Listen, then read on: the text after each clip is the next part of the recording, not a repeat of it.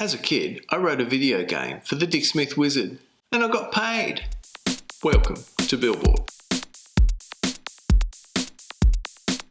Back in the early 80s, I was published for the first time. I think I was about 12 years old. It all began when I wrote a computer game called Amiga Battle for the Dick Smith Wizard. Now, if you've never heard of the Dick Smith Wizard, then don't despair. Not many people have. The Dick Smith Wizard was an early 80s cross between a video gaming machine and a personal computer. My research tells me that the Dick Smith Wizard was otherwise known as the VTech Creator-Vision, Hanimex Ramses, VTech Laser 2001, and Solora Manager. The Dick Smith Wizard had a range of games in cartridge form. They were basically blatant rip-offs of other popular games.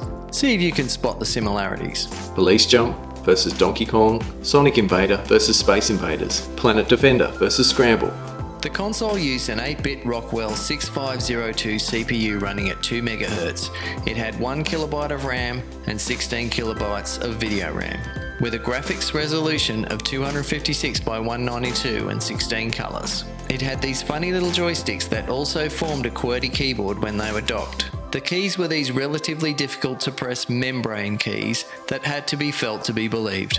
Later they released a rubber keyboard which was also pretty terrible, but was a massive improvement over the membrane. The only other peripheral available at the time when I bought mine was a cassette module, which included a demo tape with Dick Smith's actual voice over it. I recall him saying something like, "And here's something you'll really like, graphics." I figured out that only one of the audio channels was used for loading and saving code, and if you recorded music in the other channel, it would play out of your TV speaker while the program loaded. Hence, this is how Dick managed to speak during the demo tape load. I wish I had one in my possession today so that I could show you, and I'm desperately keeping my eyes on eBay and Gumtree for the right one to come along. I wrote all kinds of things in BASIC on my Wizard, but I guess Amiga Battle was the most polished and complete program. Now let's not get too excited.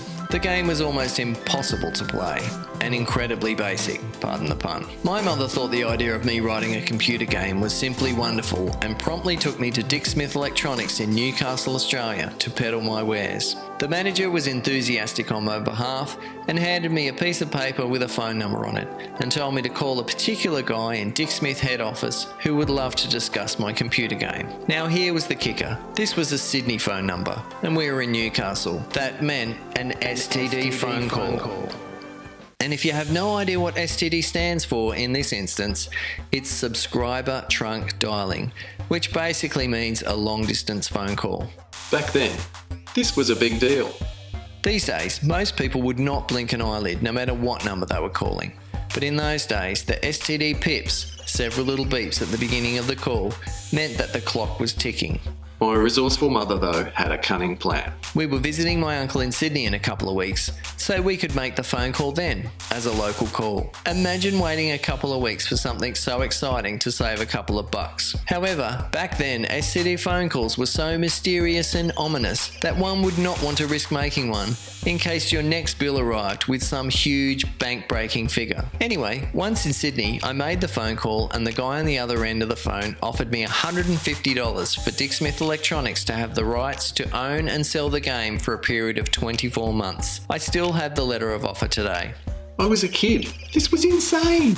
Family and friends assumed I was some kind of child prodigy and would be a computer millionaire by the time I was 15. That part never quite turned out. Amiga Battle went on to be published in the Dick Smith Wizard's second book of programs. The game itself was terrible, but looking back, the animation was kinda cool, and I'm proud of my rotating ball aliens and the designs of my various space shooters. But the gameplay, you have to shoot as many aliens as you can before one of them randomly appears on top of you and you die. You can't avoid this. It just happens, randomly. Flappy Bird is way more reasonable.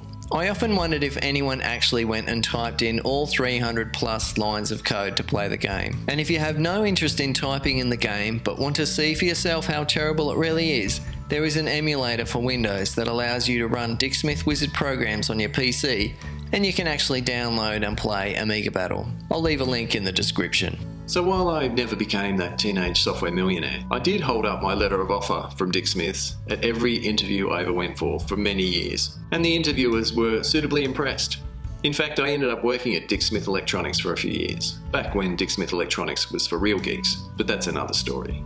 Anyway, thank you so much for watching. If you liked the video, please hit the thumbs up, and I would love you to subscribe. See you later. Drone.